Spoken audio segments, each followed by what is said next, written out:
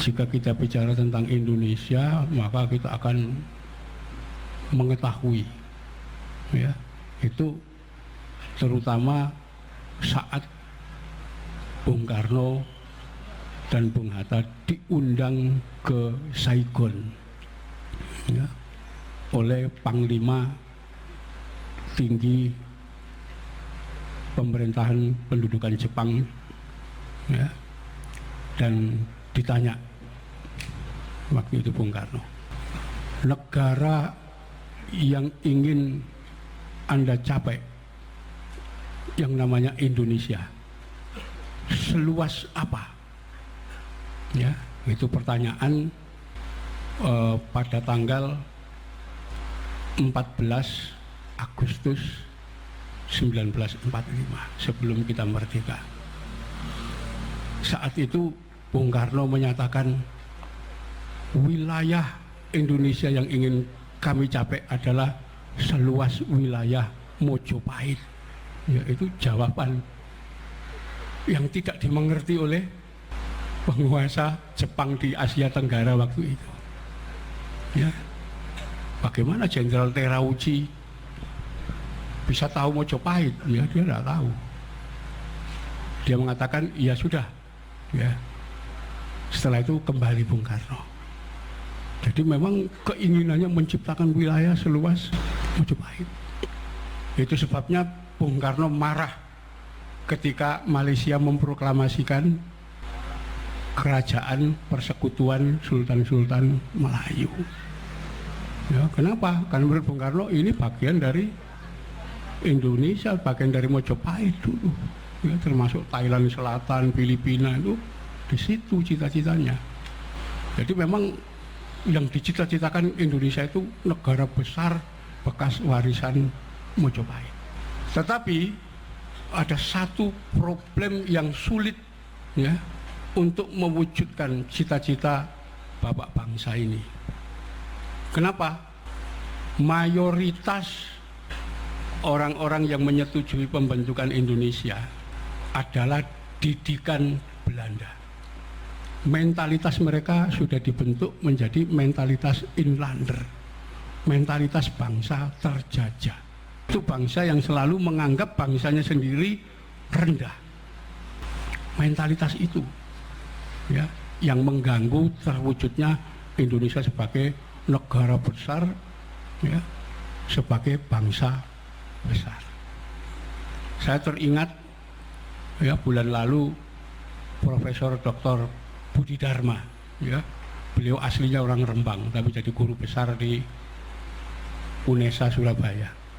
Ya, beliau banyak sastrawan, menulis buku banyak. Beliau bercerita dalam Orasi Budaya, bercerita tentang tokoh asal Inggris namanya Robinson Crusoe. Robinson Crusoe ini terkenal sebagai pengembara. Dia sering datang ke berbagai tempat.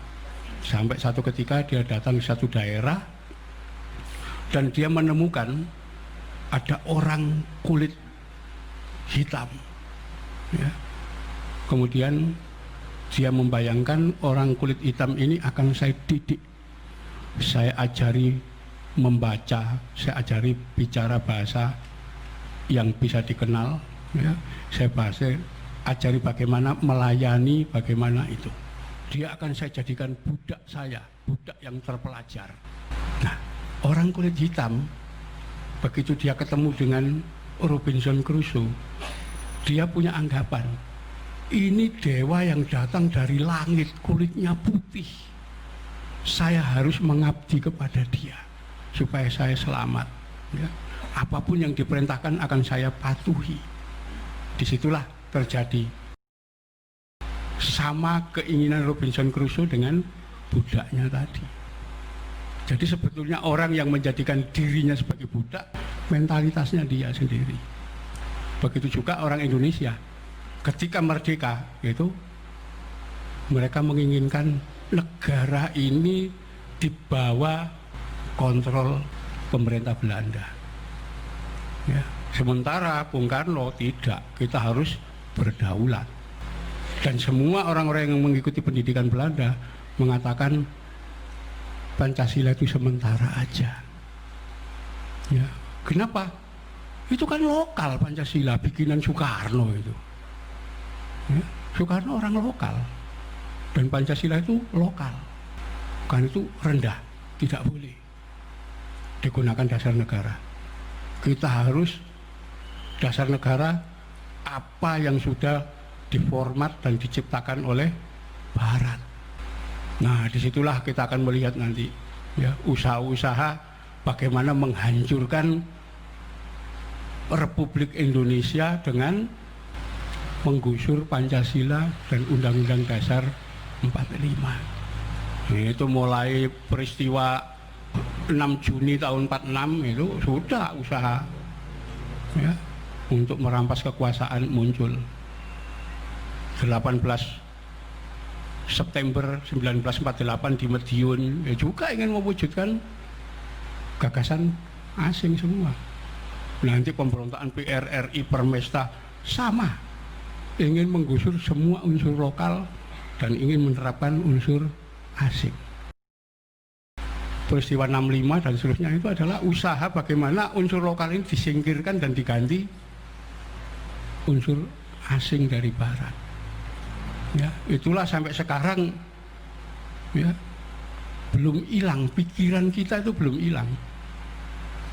Mayoritas orang kita masih menganggap bahwa apa yang dari Barat itu luar biasa dahsyatnya, yang lokal rendah. Ya, itulah kata Bhinneka Tunggal Ika yang itu digunakan sejak zaman kuno, ya, yang dipungut oleh Bung Karno dari tulisan Emputan Tular, ya, di dalam kitab Sutasoma. Ya, di situ ditegaskan Bhinneka Tunggal Ika Tanhana Dharma Mangroa. Artinya berbeda-beda tapi hakikatnya sebetulnya satu. Ya, apakah dia agamanya Siwa, agamanya Buddha, tapi sebetulnya yang disembah satu, Tuhan yang Maha Esa, Tunggal, disebut dengan berbagai nama. Ya, tidak ada agama yang mendua itu. Semuanya urusannya satu, sekalipun prakteknya berbeda. Itu diambil sama Bung Karno. Ini untuk mempersatukan keragaman masyarakat di Indonesia yang terdiri dari sekitar 400 suku dan subsuku, dan memiliki bahasa lokal sekitar 700 bahasa suku dan suku. Ya, jadi itu kita kalau melihat dari antropologi luar biasa, belum dari kekayaan alam Indonesia. Ya. Kalau kita melihat peta yang berkaitan dengan potensi sumber daya alam, kita akan melihat Saudi itu kekayaan alamnya cuma minyak. Di luar minyak nggak ada. Sementara di Indonesia kalau kita lihat kekayaannya, minyak ada, emas ada, uranium ada, ya, mutiara, berlian, semuanya ada tersedia di sini. Nggak ada negara kaya kayak Indonesia itu, nggak ada. Akik, batu akik aja mahal, ya. Di situ, nggak ada negara kaya seperti Indonesia. Ya. Tetapi sungguh aneh, ya, sungguh aneh. Ini peristiwa ini pernah saya alami tahun 2001 waktu saya haji.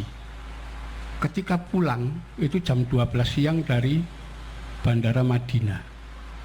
Pesawat terbang itu saya kebetulan duduk di pinggir.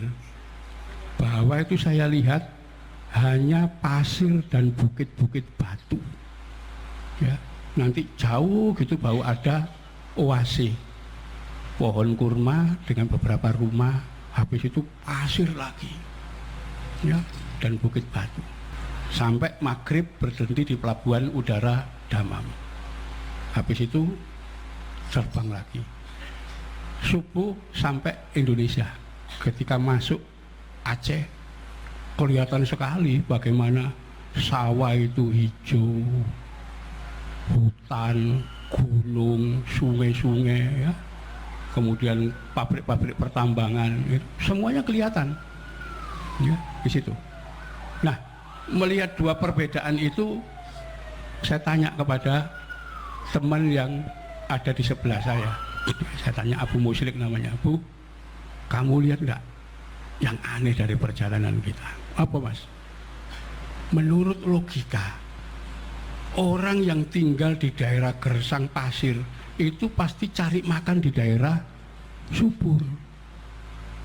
Kita ini terbalik kemarin itu.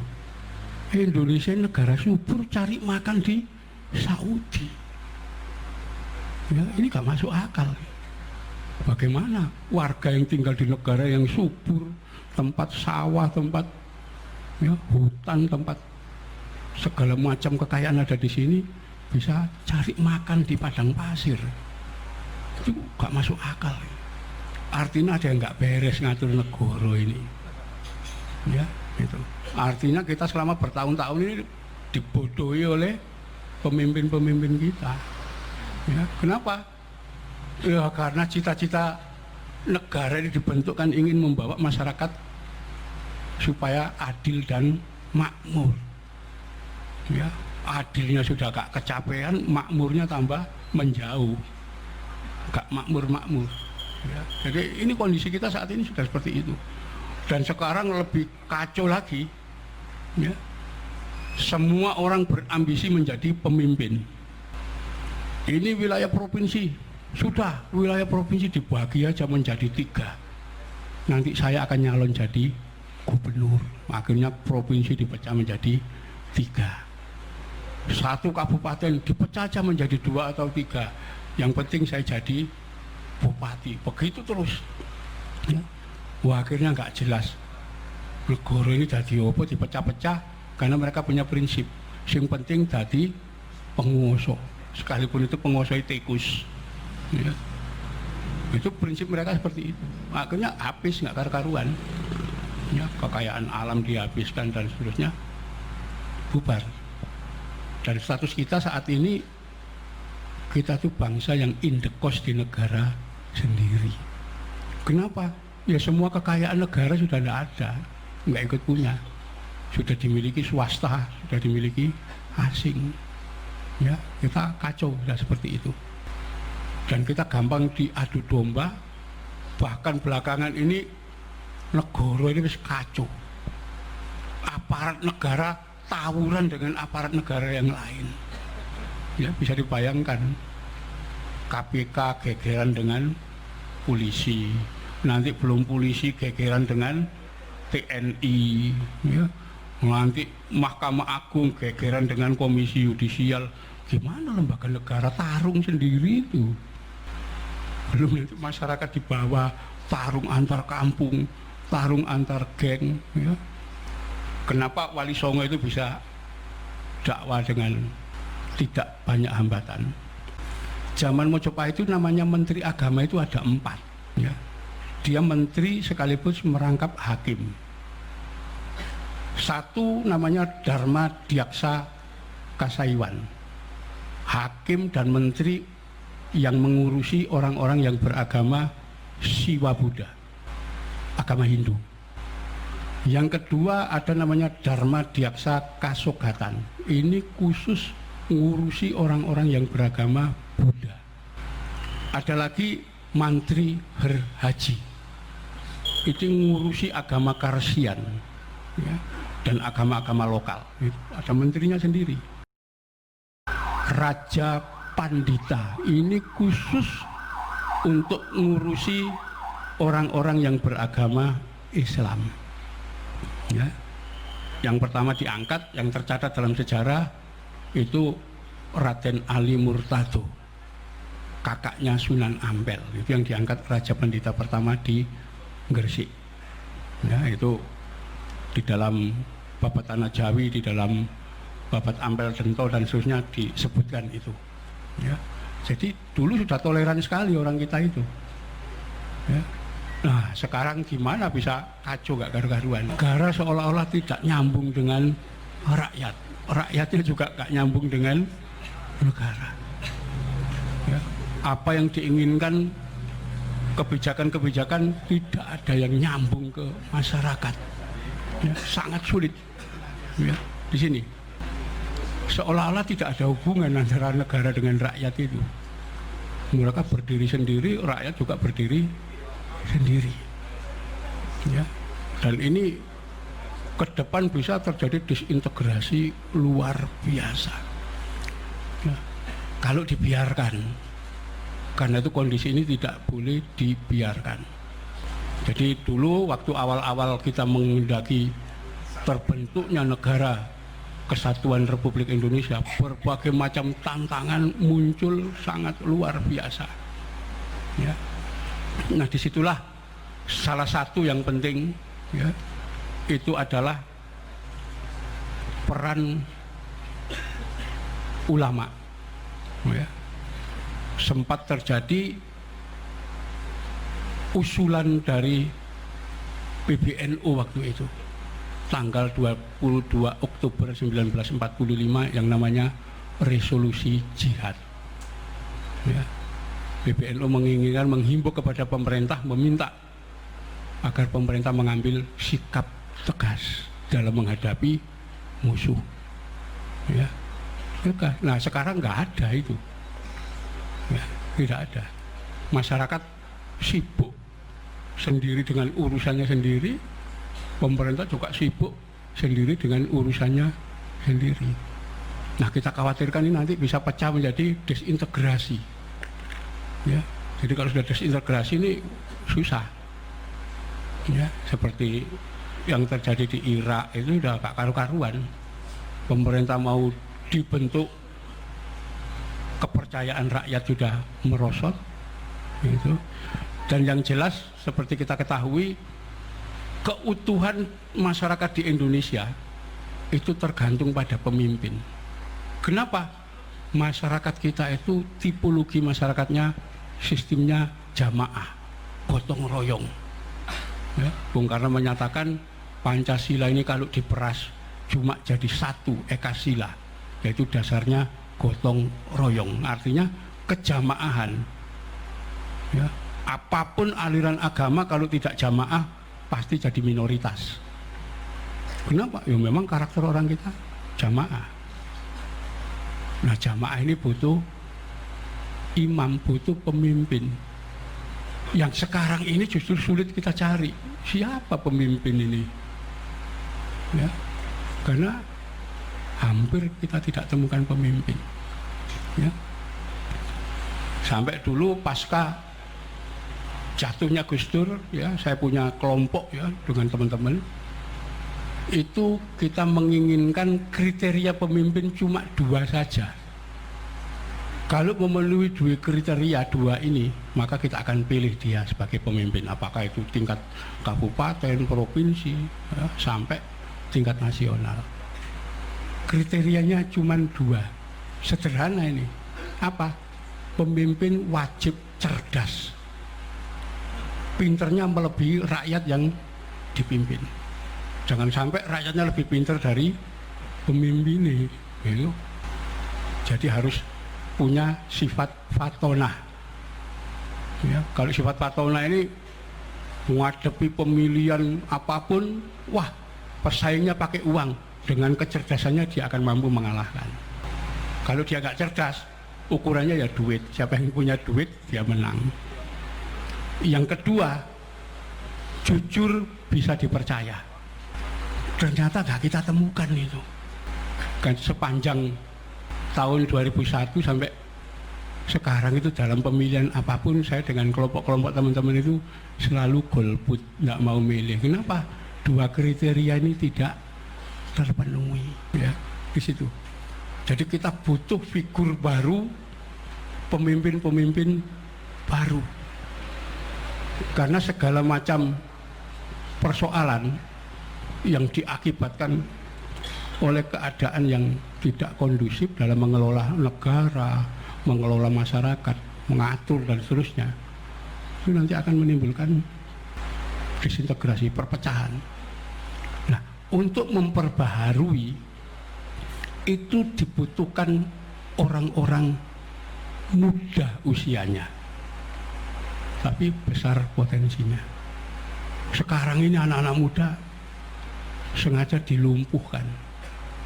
Padahal kuncinya ada pada anak muda. Islam itu muncul awal sekali.